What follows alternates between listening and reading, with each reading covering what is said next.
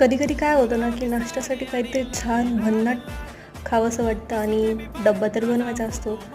मग आपण त्याच पिठापासून असा छानपैकी नाश्ता बनवला तर किती भारी ना. तर बघून घ्या माझा हा कांद्याच्या पराठ्याची रेसिपी, प्याज पराठा. तर मी मस्तपैकी पोळी लाटून घेतली आहे, त्यावर जिरेपूड, लाल तिखट, मीठ आणि थोडंसं तेल टाकून त्यावर छान एक बारीक चिरलेला कांदा टाकून घेतला आणि अशी छान चौकोनी घडी करून घ्यायची आणि असा पराठा मग लाटून घ्यायचा आहे.